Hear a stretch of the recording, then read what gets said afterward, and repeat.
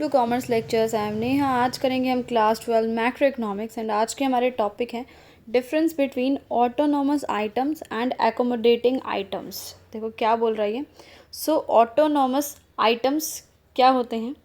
Such BOP transactions which are undertaken to make profit, यानी ऐसी economic transactions, ठीक है, जिनसे कि हम प्रॉफिट कमा सकें, या जिस ट्रांजैक्शन का पर्पज़ ही यही होता है कि हमें पैसा कमाना है, तभी हम वो ट्रांजैक्शन करते हैं।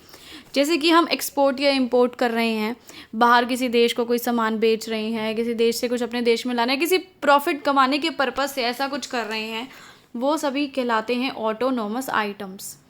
अब बात ये उठती है एकोमोडेटिंग आइटम्स क्या होते हैं। These transactions are undertaken by central government and are free from consideration of profit. ये ट्रांजैक्शन कौन करता है? सेंट्रल गवर्नमेंट करती है।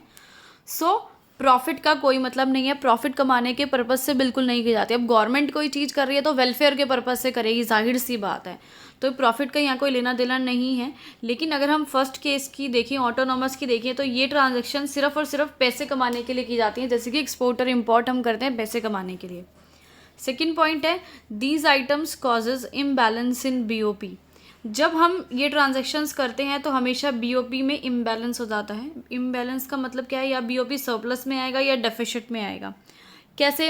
अब सपोज चलो बीओपी बराबर है, ठीक है, इक्वल है, इक्विलिब्रियम है उसमें, लेकिन आपको किसी देश में दूसरे देश के साथ कोई ट्रांजैक्शन करनी है, कुछ एक्सपोर्ट करना है जिससे आपको लाखों का फ़ायदा हो रहा है, क्या आप हमारे बीओपी को देखोगे? बिल्कुल भी नहीं देखोगे। आप अपने को देखोगे, बोले कि भाड़ में गया देश, भाड़ में गया बीओपी, मेरे को पैसे कमाने हैं, मैं ये ट्रांजैक्शन करूँगा और मैं लाखों रुपए कमाऊँगा।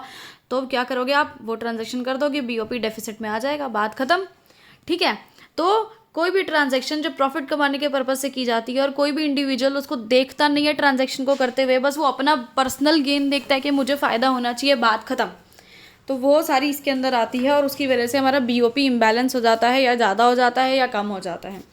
लेकिन अगर हम इनकी बात करें एकोमोडेटिंग की, तो ये क्या है? These items are mean to correct the BOP imbalance, यानी ये क्या करते हैं? बीओपी को करेक्ट करने का काम करते हैं, ताकि जो डेफिसिट आया है बीओपी में, सरप्लस आया है, यानी कम या ज़्यादा हुआ है अपना बीओपी, उसको ठीक किया जाए।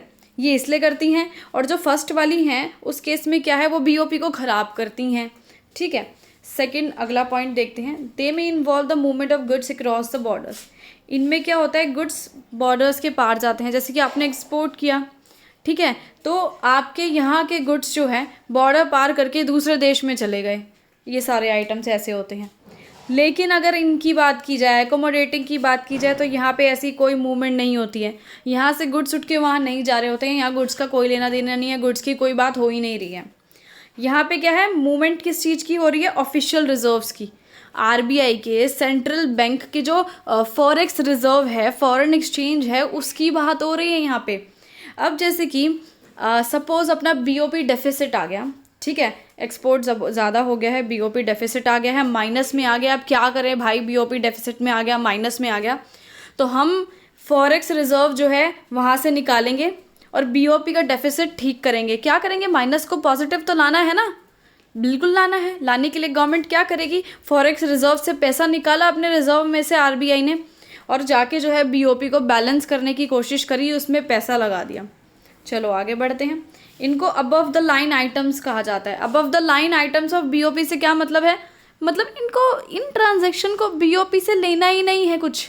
बीओपी ट्रांजैक्शन से मतलब जो है कुछ होता रहे, चाहे बीओपी कम हो चाहे बीओपी ज़्यादा हो, भाई नहीं लेना देना। अगर अपने को कहीं पैसा इन्वेस्ट करना है बाहर दूसरे देश में, हम करेंगे, हमें फ़ायदा हो रहा है, बाकी देश जाए भाड़ में, बीओपी जाए भाड़ में, ठीक है। ये ट्रांजैक्शन सारी ऐसी है, इसलिए अबव द लाइन बोला गया है, क्योंकि बीओपी से इसमें कोई लेना देना नहीं होता है इसको, ठीक है, चाहे कुछ होता रहे। लेकिन इनको below the line of BOP कहा गया है। क्यों कहा गया है? क्योंकि ये ट्रांजैक्शन क्यों होती है? बीओपी को ठीक करने के लिए होती हैं, बीओपी पे डिपेंड होती हैं। जैसे कि मैंने बताया, बीओपी में सपोज डेफिसिट आ गया, बीओपी माइनस में आ गया, तो अब क्या करेगी गवर्नमेंट? ऑफिशियल रिजर्व से पैसा निकालेगी, बीओपी का डेफिसिट ठीक करने की कोशिश करेगी, तो बीओपी पे डिपेंड हो गई ना ये ट्रांजैक्शन, इसलिए बिलो द लाइन हो गया। ऐसा थी वीडियो ख़त्म।